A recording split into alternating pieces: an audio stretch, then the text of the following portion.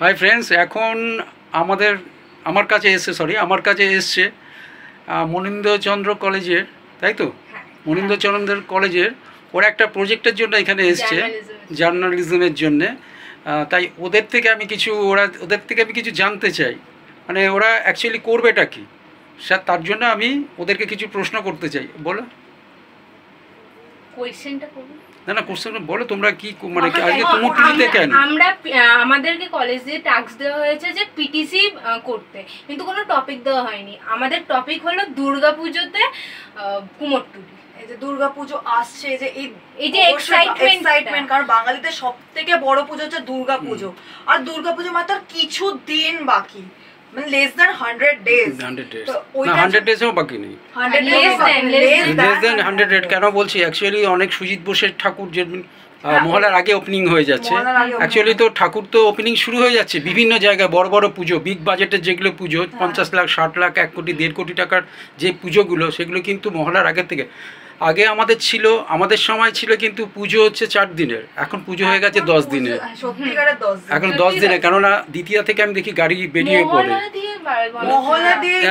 না, সে তো মহলার সময় কুমোরটুলিতে একটা ভিড় থাকে মারাত্মক, সব মানে ফটোশ্যুট করতে আসে বিভিন্ন, মানে 2 মাস আগে থেকেই কুমোরটুলিতে একটা রমরমা ব্যাপার থাকে ফটোশ্যুটের। তারপরে তো এই মহলার সময় তো নিজেই ঢুকতে পারি না, এতটাই ভিড়।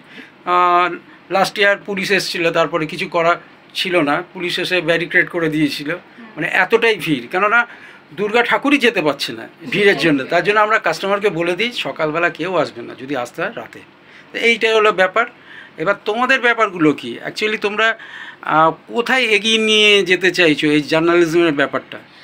জার্নালিজমের ব্যাপারটা না, আমাদের আর কি লাইভ পিটিসি ক্লাস আর কি একটা টাস্ক দেওয়া হয়েছে, যে কালকে হোমওয়ার্ক এইটাকে যে ক্লিপস নিচ্ছে আমরা ওটাকে এডিট করে কালকে আমাদের নিয়ে যেতে হবে। ইনশোর আমাদেরকে এখন থেকে প্রিপেয়ার করা হচ্ছে টু বি ফিউচার জার্নালিস্ট। তো আমি একটা কথা বলছি, শুধু মনীন্দ্রচন্দ্র কলেজ নয়, বিভিন্ন ইউনিভার্সিটি থেকে সব ছেলেমেয়েরা আসছে প্রজেক্টের জন্য।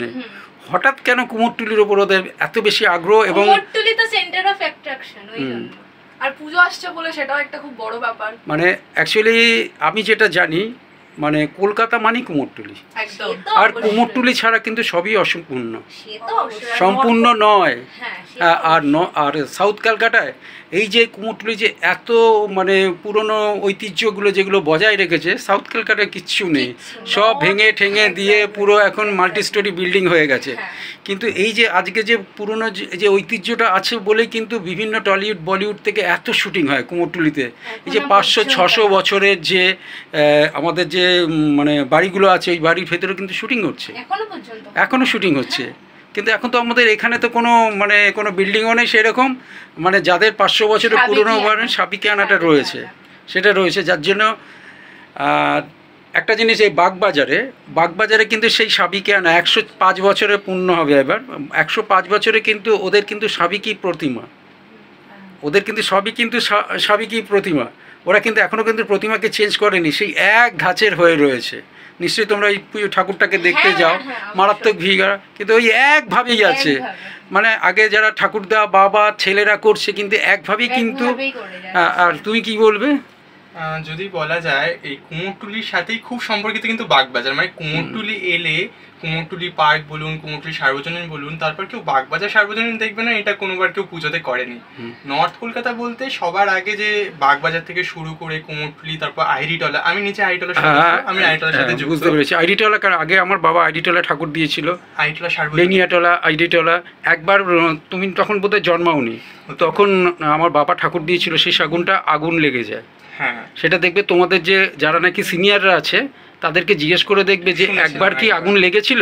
শুনেছি, সেটা বহু বছর আগের কথা বলছি, তখন আমি স্কুলে পড়ি, নয়তো মেবি কলেজেও পড়তে পারি। সেই সময়টা না 2000 সালে না, 2000 অনেক আগে, 93-এ, আমি 90s-এর কথা বলছি, ওই সময় এইগুলো হয়েছিল। তারপরে আর কি বলবে তোমরা? আচ্ছা বলো তো, বাগবাজারে তো মানুষ ঠাকুর দেখতে যায়, ঠিক আছে, ঠাকুর, বাগবাজারের ঐতিহ্যটা কি বলতে পারবে? গঙ্গার ঘাট না, নেতাজি সুভাষ, সেটাও না, তোমরা ভুল বললে। বাগবাজারে পুজোর একটা ঐতিহ্য আছে, ওখানে সিঁদুর খেলা হয়। সিঁদুর বিভিন্ন জায়গা থেকে বিভিন্ন প্রান্ত থেকে কিন্তু সিঁদুর খেলতে, সেলিব্রিটিরাও পর্যন্ত ওখানে সিঁদুর খেলতে আসে, যেটা তুমি কলকাতা শহরের কোথাও দেখতে পাবে না। একমাত্র বাগবাজারেই দেখা যায় সিঁদুর খেলাটা। আমি তো যাই, কেন ওখানকার যে কাউন্সিলর আমার খুব চেনা পরিচিত বাপি ঘোষ, তা আমি যখন যাই তখন ওখানে বসে দেখি যে সিঁদুর খেলাটা কী হারে ব্যাপক, মানে সারা পশ্চিমবঙ্গ কেন সারা ইন্ডিয়া থেকে এই সিঁদুর খেলতে আসে এই বাগবাজারে, মানে ওই দশমীর দিন, ওই অষ্টমীর দিনে বীরাষ্টমীটা, যেটা সচরাচর কোনো একটা জায়গায় দেখা যায় না। আমাদের এই উত্তর কলকাতায় একমাত্র বলতে গেলে বীরাষ্টমী আমরা দেখতে পাই অষ্টমীর দিনে বাগবাজারে, তাই জন্য আরো ওটা খুব অ্যাট্রাকটিভ। তাছাড়া রয়েছে অষ্টমীর কুমারী পুজো। তাছাড়া বাগবাজার তো তোমার 100 বছর পূর্ণ হয়ে গেছে, এখন তো 104-5 বছরে পড়লো, তার মানে 5 বছর, মানে এখনকার অনেক পুজোই কিন্তু কম বেশি পুরনো, শুধু মানে শুধু না, আমার বাবাও হিসাব করে দেখা গেলে কিন্তু আমার বাবাও কিন্তু জন্মায়নি তখন কিন্তু থেকেই ঠাকুর মানে ওখানে পুজোটা হচ্ছে। ঠাকুরটার মুখ থেকে শুরু করে সাজ সবটাই এক প্রতি বছরই, হয়তো বাইরে প্যান্ডেলটার স্ট্রাকচার না কোনো স্ট্রাকচার চেঞ্জ হয় না, আমি একভাবে দেখে আসছি। ও মানে যেইভাবে মানে মনে হচ্ছে যেন 2023-এরটা 2024-এ বসিয়ে দিয়েছে, একই ঠাকুর হয়ে গেছে একভাবে। ঠিক আছে, ভালো লাগলো তোমাদের সঙ্গে কথা বলে। তোমাদের তো মাঝে মাঝে মনে হচ্ছে আসতে হবে এই প্রজেক্টের জন্য, হ্যাঁ মনে হয়, কারণ তোমাদেরই একটা টিম এসেছিল, তারা বলে গেল আমাদের বোধহয় একবার আসতে হতে পারে। যাই হোক, ভালো লাগলো কথা বলে, এগিয়ে যাও। তোমাদের এখন তোমাদের আসছে একটা ফিউচার আসছে, সেই ফিউচারে তোমরা সবাই যে দিক দিয়ে পারো এগিয়ে যাও। কারণ আমি তো জানি, আমি শুধু এখানে